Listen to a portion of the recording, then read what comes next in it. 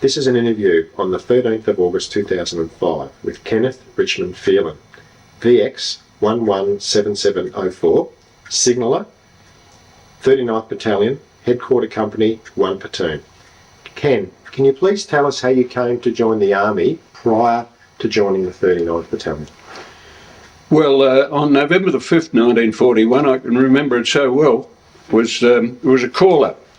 There'd been call-ups before. It was conscription, as you probably remember, and I was not a reluctant, and you were supposed to register for military service, and I was not reluctant because I felt that the country needed to be defended. I had that attitude, and my brothers, we had 4 boys in the family, and 2 of them were in action already.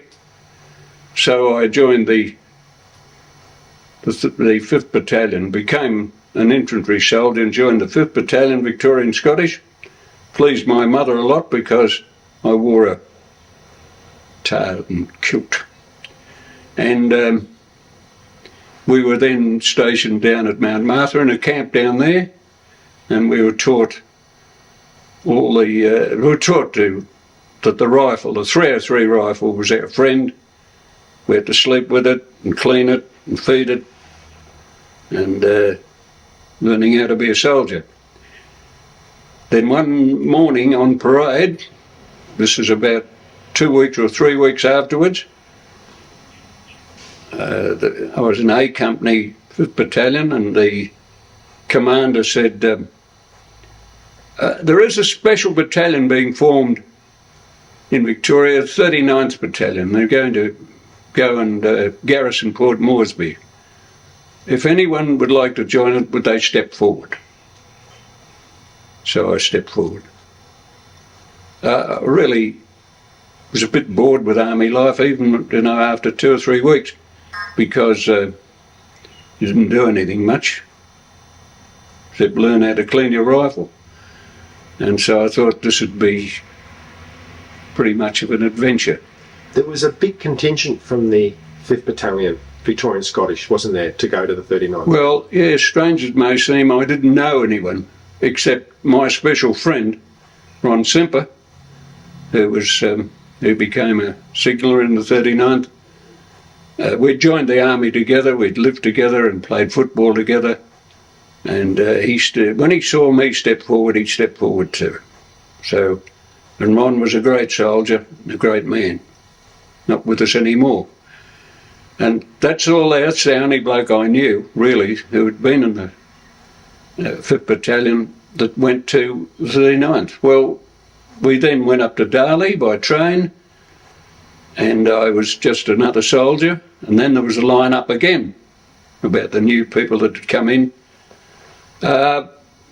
There are plenty of places you can join here in the 39th Battalion. You can be an infantryman, or you can be a machine gunner, or you can be a transport driver, or there's specialist platoons, and there's one, the signal platoon. Would anyone like to join the signal platoon? So I stepped forward, and my mate stepped forward too. So we became signallers in the 39th Battalion, and this was before the Japanese War. This was late November. And was there a good feeling in the battalion at that time, even though it was only new? Yes, I thought it was good. All the signallers, there are 30 in a platoon, headquarter company. All the signallers, of course, were older than me. I was 19 then. And the signallers were older, and of course, they treated us, well, certainly like new soldiers, but they treated us as if we didn't know anything. And it was hard to make a friend, because they thought they were soldiers and we were nothing. And we were. Fancy taking soldiers up to the front line of Australia with 2 weeks training. It know much about it, did you? Hadn't even fired my rifle. And so the feeling was that we were new and we were snotty-nosed and we didn't know anything, so it was hard to get anyone to talk to. But I had my friend, of course, who was with me. And we were in huts there in Darley. We slept in huts and with a straw palliasse on the floor.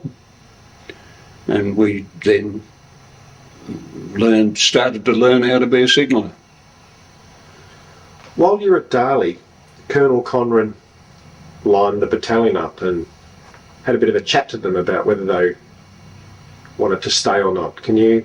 Yes, I remember it well, Ross. I do remember it quite well. It was a bit moving because we had volunteered and we wondered whether all the others were volunteers too. And we soon found out, because when he made this speech, there was no one came forward. Maybe there were some who had been coerced there, but they wanted to stay. So I think the feeling was pretty strong about we were going into a new country, and it was a pretty good feeling. So Colonel Conran was basically asking if you didn't want to be in the battalion, you could leave, yeah. And no one left. No one left. No, as far as I know, no one left. Well, certainly no one stepped forward on that parade. And there weren't many battalion parades there at Darley, no doubt. And then, of course, we were then preparing to go. We knew we were going, and then we got leave. We got pre-embarkation leave. That's before you go. We got leave in Melbourne, and I was home when the Pearl Harbor happened, and we knew that the Japanese were in the war and we'd be going into something pretty serious. That was December, of course, 41. We went back to Darley and then prepared to leave. Prior to leaving, there was a street parade in Melbourne. Do you remember much about that? Yes, it was before we got there.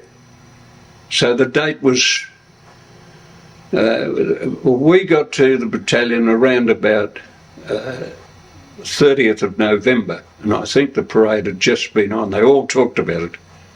Yeah. So the training really that consisted at Darley would have been probably, because there was no jungle, there would have been the old desert tactics, or? Well, the signallers, of course, were trained to carry the 108 radio. That's the one on their back, very heavy. And they were trained in using the radio. And that was the way of communication supposed to be in battle, was the 108 radio. So we were taught how to use it and carry it. So the battalion then moved to Sydney by train?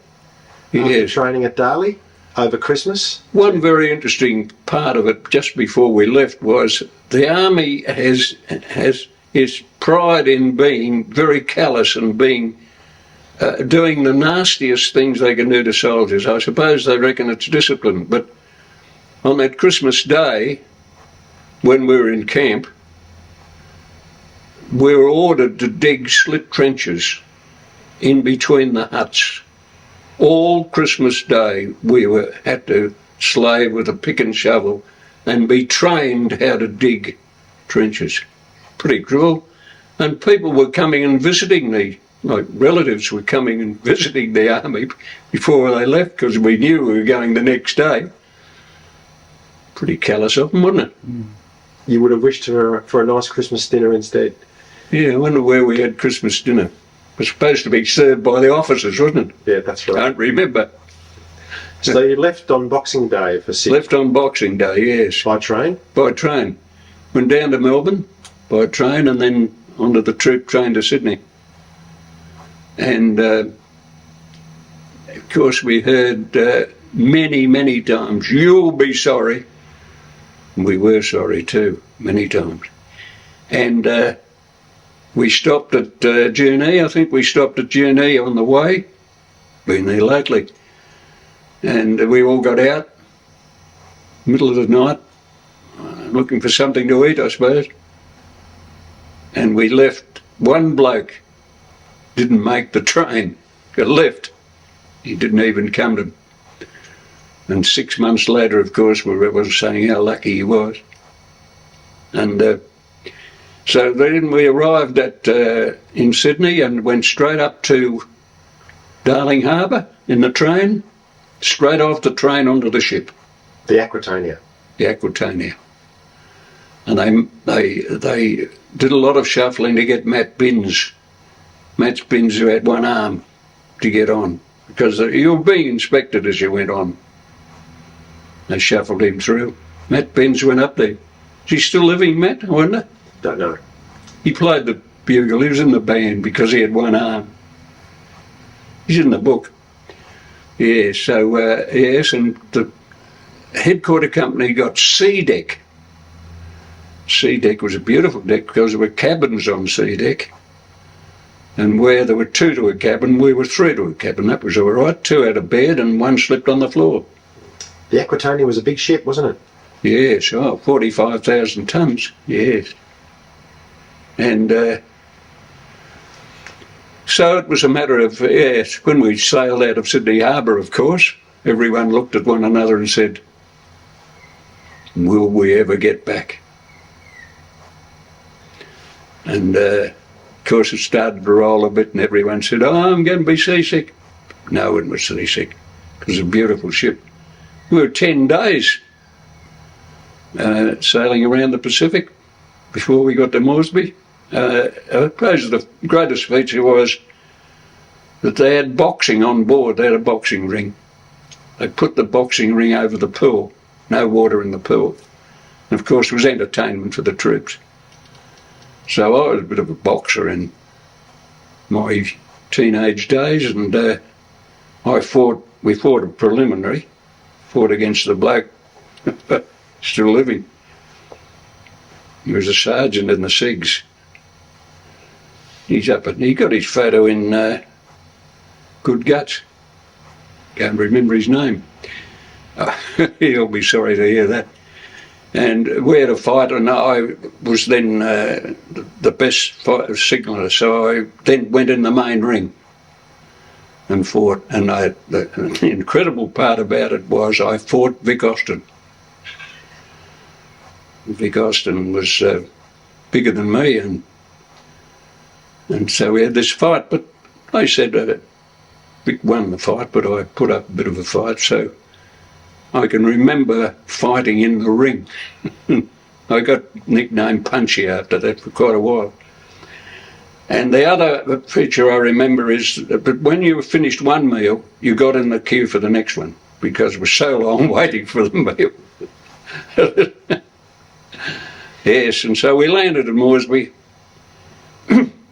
And what did you think, Ken, when you were steaming into Port Moresby and you could see the mountains and it was another country? I mean, it'd be the first time you were out of Australia. Yeah. A bit exciting, it was. I think we only got excitement. There was no dread or fear or wonder or whatever. It was just excitement, seeing new places.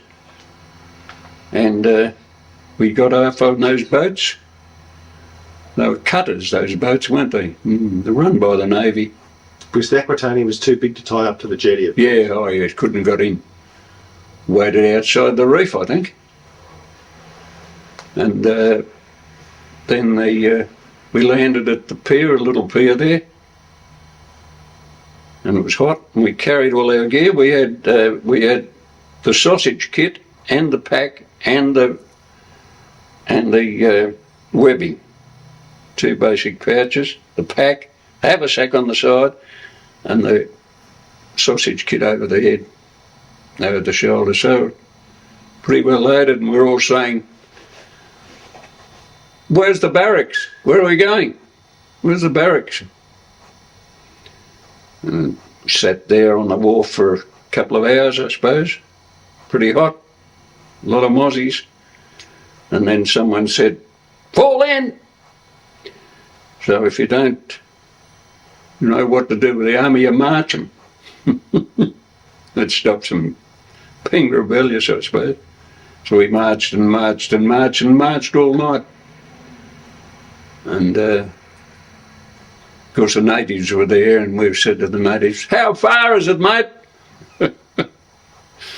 How far as they didn't know where we were going and no one knew much. And so around about 2 o'clock in the morning they said, "This is it, we're here." And was that the 7 mile? Was that the 7 mile 7 drive? mile day, yeah. So that was going to be your base for the next Yes. months. So it turned out that we were on the side of a big aerodrome when we woke up in the morning. Big aerodrome, and this was it. And the word went round, "We're expecting the Japs any moment. You'll have 3 rounds per man." It's a famous saying, isn't it? Been written in a few books. I do remember it. So 3 rounds. So you were camped there with the 6 at the 7 mile Yeah. with headquarter company? Headquarter company. Battalion headquarters. See, the signal centre was at battalion headquarters, so the SIGs were all there, but then we were allocated to companies. And telephone, we ran the telephone lines. Telephone line was run on trees, hung over trees, and we were then allocated to signallers. I became a member of Don Company. And at the time, the 7 mile was an American airbase, was it? No, Australia. Australian? No American planes at all. No American people there. No, it was all Australian. Well, we wouldn't have seen much, would we, on that walk? And Don Company were at the one end of the drome. And we were then the signallers for Don Company, 3 of us. And our job was to patrol the line every morning and man the telephone and take messages to the CO of Don Company. And I became friends with Don Company because I was there for quite a while. George Palmer, who gets a few mentions, he's up in Queensland, was a member of Don Company. He was the Don Company, they called them orderly room corporal. And we made friends. The beauty about it was that you all helped one another, and there was no drill or anything to do. You just did your job, and there was no parades or anything like that. It was just, and then of course we created reasonable. We had tents, and then the mosquito nets arrived, so we had mosquito nets, and we made beds for ourselves, wooden beds. Must have got the timber from somewhere, and everyone made a bed for themselves, and then we had a palliasse, straw palliasse, and so it was a reasonable sort of a comfortable life. You created your own comforts, and of course we worked on the latrines and helped with the kitchen and creating some sort of a reasonable life. Lived out of tins. Can you remember when the Japanese started bombing the 7 mile and Port? Yes. Can you tell us a bit about that? Well, I was in Don Company, and we were right on the drome, so we could see all the action that was coming in. Plenty of planes coming in, Air Force planes and planes from northern New Guinea with refugees from, of course, the Japs had landed on the north coast. And then this night we got an air raid warning. The air raid warning was 3 shots, 303 shots. Bang, bang, bang. That was the air raid warning. And so we got in our trench and sat there. It was moonlight night. Overcame this plane. I think it was a seaplane, and made a couple of passes at the drome and nothing happened. Then all of a sudden the bomb went off. I think it was about 3 bombs. It sounded like the atomic bomb, of course, but the bombs landed not so much around the drome but in the town. See, we were 7 miles away from the town. And so we all gave thanks that, it didn't land near us. It didn't introduce any great fear or panic. amongst the soldiers was the fact that, well, there's an air raid and that's it. But of course we heard the stories about the town, didn't we? About the natives leaving the town and the town becoming an open town. And the soldiers went in and, of course, raided all the business premises and the pub and all. I didn't go in, but a lot of them went in. The transport platoon ran all the trucks, so they could go in whenever they liked. And a lot of goods appeared on our lines, like cherry brandy. I didn't remember ever getting any of that cherry brandy. And so it was a matter then of wondering what was happening, Yeah, and what was going to happen. there were lots of strafing raids by Zero fighters, and And of course, the war got... we had bombing raids before we had strafing raids. Then the bombers would come over. That would be about the air raid siren would go. Of course, I must say that we were ordered to dig trenches, slit trenches to sit in, and the ground was so hard that they went down about 6 inches. But after the first raid, by Jove, they went down after that. No matter how hard it was. So we all had trenches to get in when the raid was on, and then we'd watch the planes. About 12 Mitsubishi bombers used to come over, and we'd hear the sound of and they bombed the drone many times. How many raids there were, of course, books tell you about that, don't they? About 50 raids, weren't there? And and to think that the Japanese sort of subjected the 39th Battalion into any feeling of fear or not, didn't happen. The raid came, the bombs landed, we were okay, and that was all. But we were developing some sort of a life for ourselves. We were taking the quinine every day, and of course the protection from the mozzies by the mosquito nets was good, but the flies were a terrible nuisance, the flies, and they created a lot of dysentery. Not that I had dysentery. We've heard stories about the dysentery hospital, haven't we? Pretty terrible. And but an interesting thing happened with Don Company was around about March, was that Don Company was ordered to go up over the track, up over the mountains, into the foothills. It was an exercise. And so the SIGs went too. I was a member of Don Company. Banana Hughes was the captain. He got sent home. These old blokes got sent home. Used to call him Banana Hughes, and I don't know why. He's a captain. And we did this march up there. McLean was one of the Don Company company commanders. He was a lieutenant then. McLean had his 90th birthday the other day. And we did this march right up the mountain pass. It took a long time to make that road up through that, up to the hills to Koitaki, but so it was quite an exercise. They talked about the fact that you've got to know the country, you've got to know what the country's like up there, because if there's any attack by sea and we get overrun, we're going up into the hills. Well, they all thought they'd be overrun anyway. So we did this. We were away for about a week. I talked to the natives, because around about Moresby there, around about the airport, there were very few natives. They'd all gone. And so we marched up there.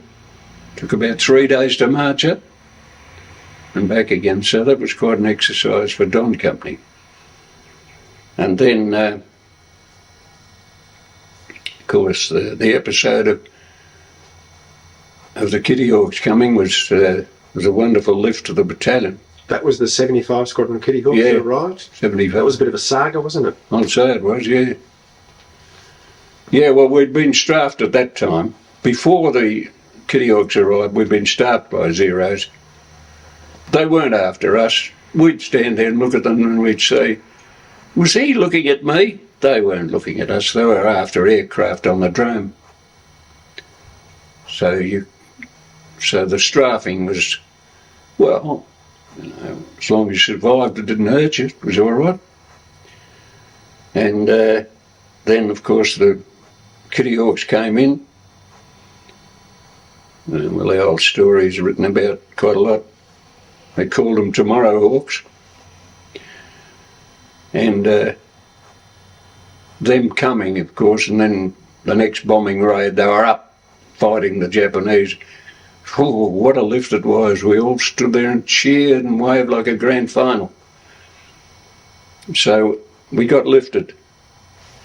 And then, with my experience there, and it's my story, of course, the training wasn't that much. We didn't do any training at all. We didn't go to a rifle range or fire any shots or anything. Or say, when the Japanese arrive, we'll be in this position and you'll get up and fire your rifle. I don't know, it was a lot of apathy there, of course. And we all got our shoot-through bags. It's been written a few times. What do you mean shoot-through bags? Well, if we got overrun and the Japanese landed and we got overrun, we're not going to put up our hands and surrender, are we? We're either going to die or we're going to shoot through. And we had a shoot-through bag. Which obviously had In the shoot-through bag was emergency rations. We had emergency rations, and we had, well, food was the main thing to carry. You had your haversack filled with your shoot-through bag, and that's where we were going to walk the coast right down to the nearest part of Australia and swim across Torres Strait. That was the big plan. Of course, I've read a bit about the Torres Strait Islanders. They had a lot of lacatoys there. We could have pinched a lacatoy.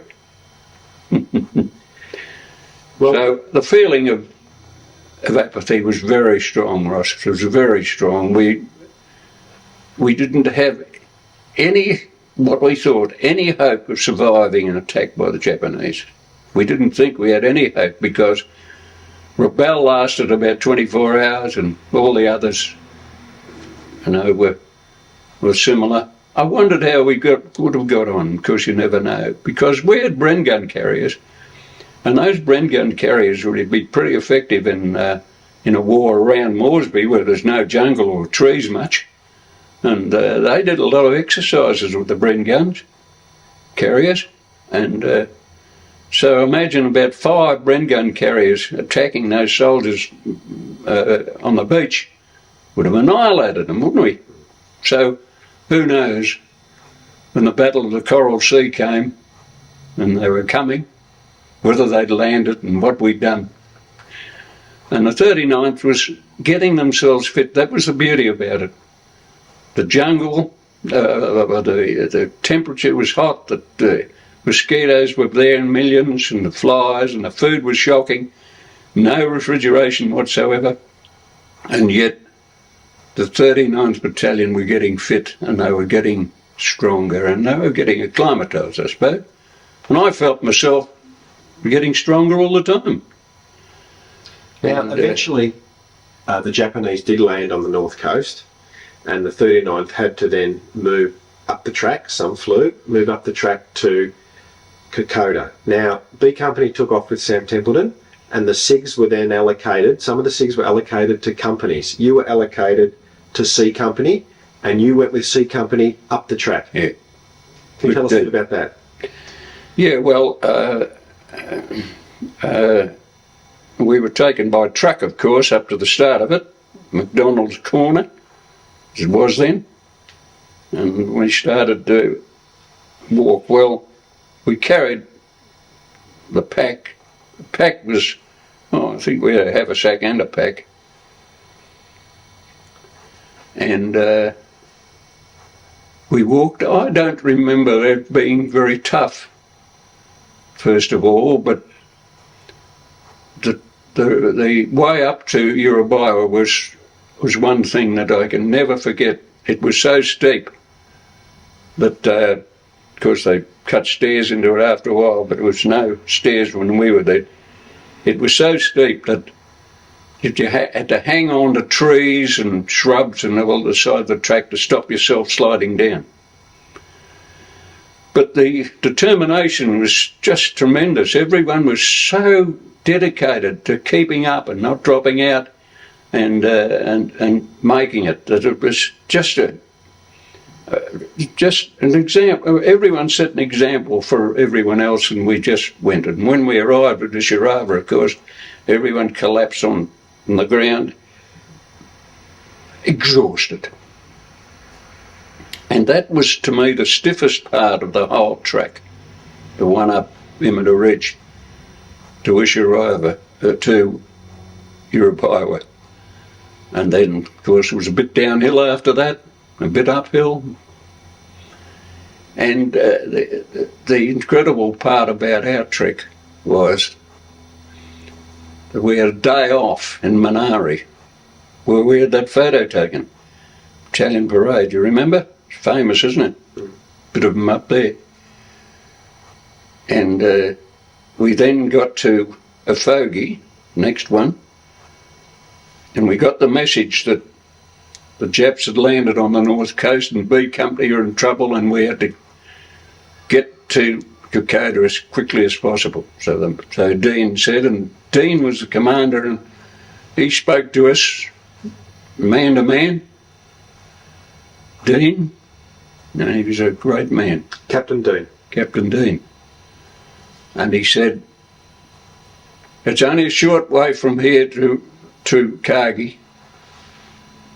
We're not going to stop at Kagi. We're going straight through to Eora Creek. That was before Templeton's Crossing had been created, of course. So we went over the top that day, and 39th was the only one, so I suppose the second 14th did, that went on that over the top. They all went round Myola because it was founded afterwards, later. And that trek, that day, it was so freezing cold, bitterly cold, and there was no ground to walk on. It was all roots. You walked from roots to roots. The jungle was thick, and it was a matter of, you couldn't stop. If you stopped, you froze. So we didn't stop. And we couldn't stop. And we were getting fit all right, okay, no one except one. And the story of the one bloke dropping out is worth repeating. He was a signaller. And he collapsed. Come on, Charlie, come on. I can't, I'm buggered, I'm going to die. Leave me, he said. I said, look at Charlie, if we stop, everyone's going to freeze. It's so freezing cold. And you're going to freeze too. He said, yeah, I'll freeze, I'll die. Go off. So we left him. And we got into Eora Creek that day. That must have been a tremendous walk, mustn't it? From Efogi to Eora Creek. Gosh, we got in dark, of course. Collapsed in dark. And got some sort of bed. Slept in the native huts. About 2 o'clock in the morning, there's this noise and this sound, and it's Charlie. A native had picked him up. 2 natives had picked him up and said, you're not going to die here. Well, we're not going to leave you. 2 natives brought him in. Charlie Franson, he only died last year. And we used to remind him about that so often. He was never a strong man, Charlie. Even later in life he always had something wrong with him, but he made it, and it was a proud moment. But we've got to thank the natives for a lot of things, haven't we? You mentioned, Ken, being a signaller, that when B Company went across the track originally, they took a lot of the radios out of the plantations. Yes. But also that the 30 Brigade signallers ran a telephone cable all the way from Port Moresby to Isharava, is that right? To Deniki. To Deniki. It arrived at Deniki. That's a That big telephone line. It's just a wonderful achievement, really, and ought to be remembered a lot. Because we didn't ever see the signallers. So you were basically in contact with Port Moresby through relay stations along this. And we had signallers. Often we had signallers at the villages to relay the messages. We had some at Eora Creek. We had some at Cargie. And he was. So you had to take the message and then relay it to the next place, even though you were all on the same line. But it was so faint, of course, you couldn't ever talk to Moresby. And 3 signallers went with B Company, and the 3 signallers were considered to be the best signallers in the battalion. That's why I was in one of them. But they're older blokes that had been in militia for a couple of years. See, a lot of soldiers in the 39th had been in the militia for a number of years and were well trained. Blokes like J.D. McKay and those blokes, they'd been in for quite some time and they were pretty experienced soldiers. So we had some in the SIGs as well. And 3 of them went with B Company. 3 of them are not living now. But when we arrived at Deniki and met these blokes, of course, they were our friends. Anyone that's in your platoon is a friend of yours. And we were friends with these blokes. And so what a reunion it was to see them there at Deniki. And they had both, 3 of them had aged 20 years inside 2 weeks. They all said, it's murder out there. So B Company went through a bit. Well, they lost Templeton, their commander, didn't they? And they lost other soldiers, and some were taken prisoner that we didn't know about till later on. So the signals then were allocated, still allocated. And A Company came over and they had signallers with them. And the job was, of course, if there was any problems with the line, well, the telephone was our only means of communication. They were to fix it. And battalion headquarters had one, but we didn't have a telephone exchange there, which they have mainly with the battalion. We just had a telephone out of certain spots, all on the same line. And I do remember the line in particular because after the Battle of Deniki, and the battalion withdrew to Isharava, the front creek, there was a patrol honour. Well, it might have been Cameron did this, but anyway, it was decided that a patrol would sit on the track about kilometre out from the front line to give warning of any Japanese attack. And a telephone line went out to it, because it was the telephone line.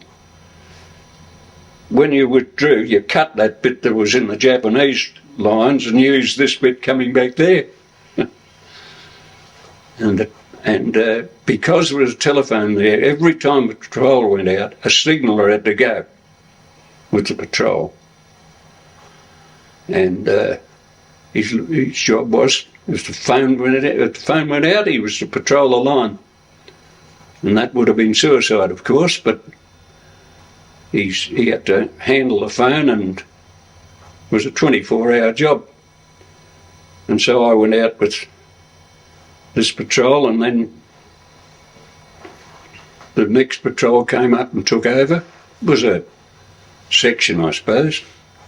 Section of about 10 men. No signaller. So I rang up, of course, back at battalion headquarters. What's happened? Oh, there's no one here. There's no one left. They're all gone. They've all got sick or something. You'll have to do another 24 hours. Of course, the Japs were known to, of course, attack at night, and night time was the most terrifying of all. And so the 24 hours came and there was no attack. The next patrol came out, no signaller. I rang up and said, what do I do? I've been here 48 hours. Another patrol's come out, no signaller. Don't know. It's up to you. So I said, I'll stay. And then I got a call about half an hour later and said, there's a bloke turned up who's been walking the track for about 2 weeks. He's come here. He's a signaller. Send him. And his name was Vin Duffy. Of course, we had a lot to do with one another after the war. Vin Duffy. And I said, and Vin walked on his own this kilometre, and it was they walked on their own, they disappeared. Like Templeton did. Didn't know whether the natives got you or the Japs got you. We don't know who got Templeton. No one knows. And Duffy arrived to take me over, and the Japs attacked that night. I got back all right. And the Japs attacked this patrol that night, and they got surrounded and cut off, and they were out for weeks. Duffy survived. So a bit of a story about signallers. You were at C Company, of course, and you were taken out with C Company to the Isharaba village, and you were set there. And We you defended the village. Yep, you were right out in front. Yes, and that's where we got shelled by the mountain gun. Yeah. Yeah. Until relieved by the 2nd 14th. And then the 2nd 14th came and relieved me in the front line, yeah. How'd you feel about that?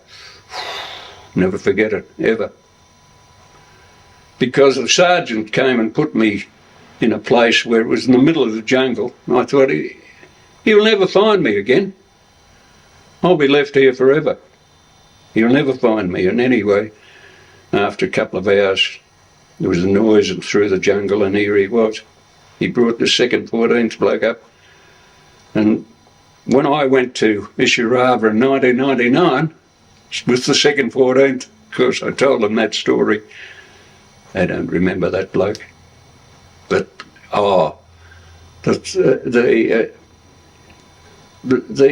really the feeling with the 39th was that they were not going to retreat, that they were going to fight.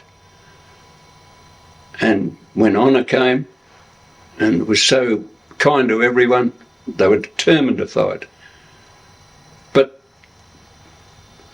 But of course the extra pressure was coming on the front line, etc. And when the 2nd 14th came,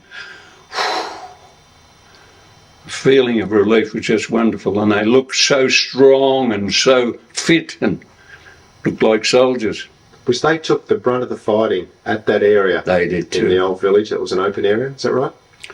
Yes, the 39th Battalion were in action, but they were really in the rear section, not quite in the front line. Well, they'd been through a lot before, particularly A Company, hadn't they? A Company's story is wonderful, and of course... And you fed them when they came out of Kokoda, didn't you? Yes, when they came out of Kokoda, they came to me in the rest house, where I was in my rest house, with all the food and everything, and I fed the company. Because they were on their last legs at that time. Because they were on their last leg. There were no cooks about or anything, but the food was there. And so I cooked up the food, and JD even remembers it very well. Of course, it's in the book, isn't it? And then, of course, the retreat. But prior to that, you had set up up at the rest house a signaller station, which you stayed for a couple of weeks. Yeah, it could have been easily a couple of weeks.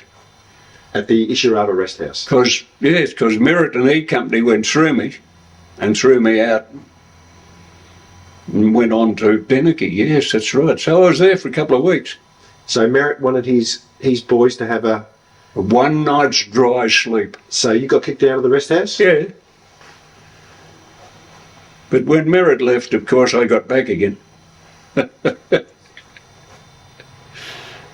And the retreat from Isharava to Eura Creek was quite tragic, wasn't it? Yes, it was quite tragic. Because it'd been, of course, there'd been such a lot of machine gun fire and rifle fire, you know, been going on for days. Fortunately, the line didn't give. And from my point of view, of course, I was only hearing it. And then all of a sudden there was a lot of firing right all around us. Bullets were whizzing everywhere, and all of a sudden the word came through, every man for himself. That's a shocking saying, isn't it? Every man for himself. So it was a big panic then, because we were on the track.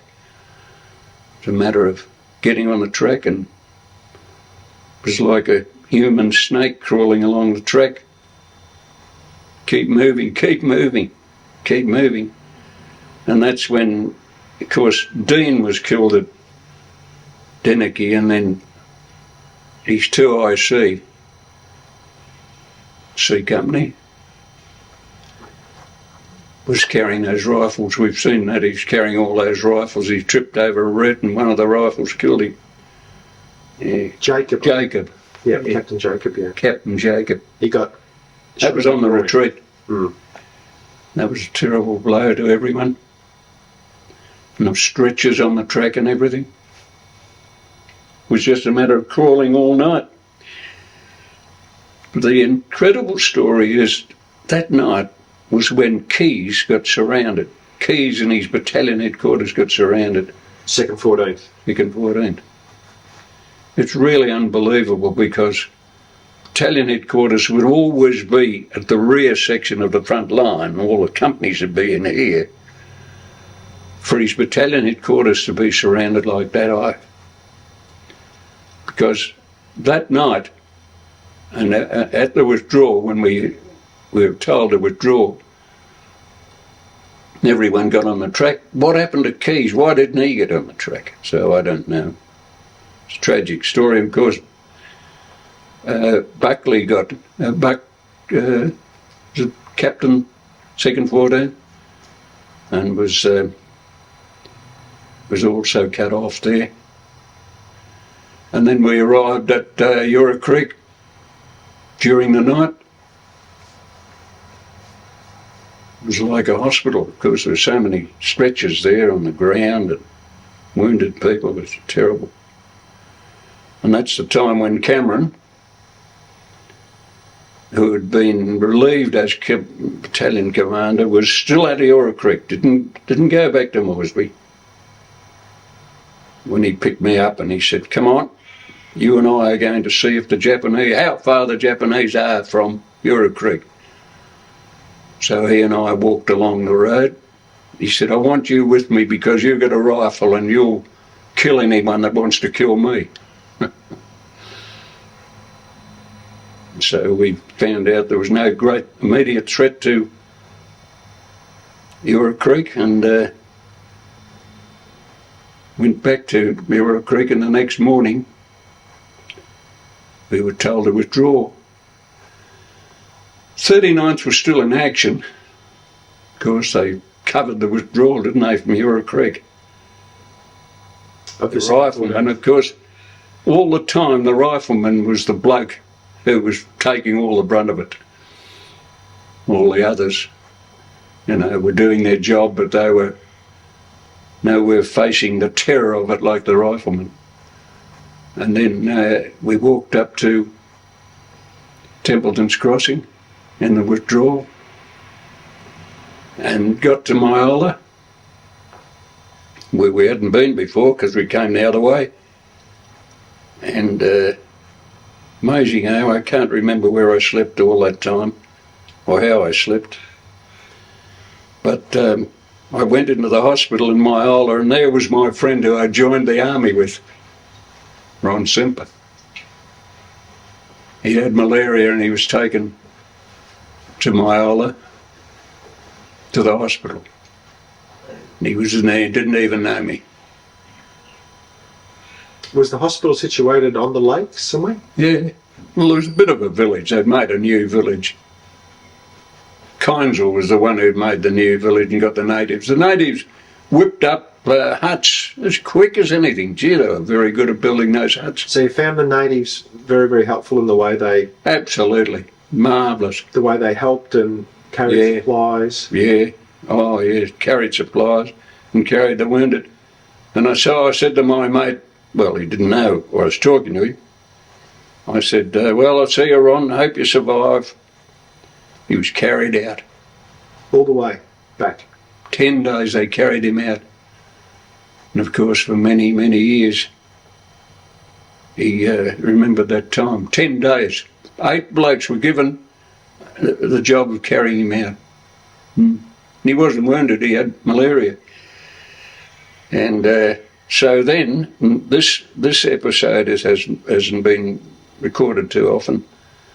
At Myola, Symington, of course, was A Company commander. And it was chaos, of course. There was no order, it was chaos. He said, there's a group, we're trying to form a group of soldiers to garrison Kagi. Kagi is on the old track, but it's also a meeting of the new track. And if the Japs come over the old track, they'll go through Kagi and they'll cut off Myola. And any volunteers want to go to, so I put up my hand and volunteered to go to Kagi. And we were there for about a week, waiting for the Japs to come. Of course, night time was a terrible time when you're on guard, expecting your throat to be cut any moment. And we were strafed by an aero cobra. That's written in a few books. An American aero cobra came over and poured some machine gun fire into the village, and we were waving to him and saying, "It's us, mate, it's us, not them." And so then we got the message after, well, the Japs didn't really push on. Just as well they didn't push on quickly. I suppose they were eating the Australian stool, was best feed they'd ever had. And so it was times. There was no great pressing.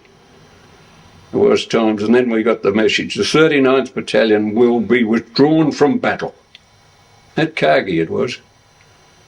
And then we all walked to Minari and got that battalion parade. It's been in many photos. Can you remember Colonel Honor speaking? Yes. And then they lined up and all, and I was in the second row. I've never ever seen in any of those. Of course, it was a film too, wasn't it? It was a film by Damien Parra. Do you remember Damien Parra being there? I do remember him. I remember him at Euro Creek too. When we had that withdrawal from Euro Creek. And Colonel Honor's speech was quite moving? Oh yeah. Can't remember what he said, but he must have said something like, you know, I'm so very proud of the 39th Battalion, what you've done, and now you're withdrawn in battle and you're to get back to Moresby. Well, from Minari, of course, we started off and went back, and I've got to pay a tribute to Nobby Earl. Nobby Earl was the padre. A great bloke too, and his story, of course, a great story, how he joined the army and all, but he was with us in that withdrawal, and what a terrific man he was. You know, everyone was so buggered and there was no food, proper food or anything, and he bolstered everyone up, bolstered me up too. So much so that I went to his funeral when he died. He was a pretty high Catholic priest. And I went to his funeral, I remember it well. Anyway, Nobby was terrific. He's plenty of tributes paid to Nobby Earl. And then we finally went to the roadhead and saw all the work that had been put in, all the mud that was there, and we expected to be taken by truck. And we all said, "Where's the trucks for us, mate?" "Ah, none for you. None for you. There's only trucks to take soldiers up to the battle. None of them to go back. You'll walk." So we walked and walked and walked until we came to Koitaki. That must have been a long walk, even that. Yes, we thought when we got to the road we'd be right, but we weren't right. And so the battalion arrived at Koitaki then? We arrived at Koitaki. We had a battalion camp there. And we got new clothes, of course. The beauty about it, I do remember the new clothes and the new boots and the dry socks. Must have worn those boots for weeks and weeks, mustn't I? And you got some reinforcements there too? Not then. Not then, and then, while we were there at Koitaki, as a bloke arrives and we had the signal officer was there, we had the signal platoon. We hadn't been allocated to companies there, we were all together. And he said, Duvet was his name, said Duvet, a good bloke. He said, there's a platoon commander arrived and he's taking out a patrol, special patrol, and he wants 4 signallers to go with him, to go deep into the mountains again. What? We just come back. Yeah, you've got to go back again. And so we looked around, there were only 4 signallers there. So he said, you're all going. And his name was Douglas Ian Hamilton McLean. I tell this story about Douglas too. And he came up to us and he said, my name is Douglas Ian Hamilton McLean. And I said, my name's Kenneth Richmond Phelan. Never heard of you. Anyway, we went back and the idea was, it's in the history, that a patrol would go out on the right flank and a patrol would go out on the left flank, because the army thought once the Japanese are stopped, they go around the flanks.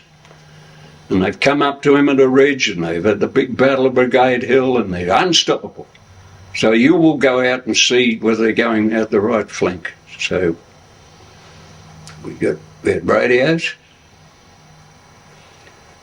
and 4 signallers went.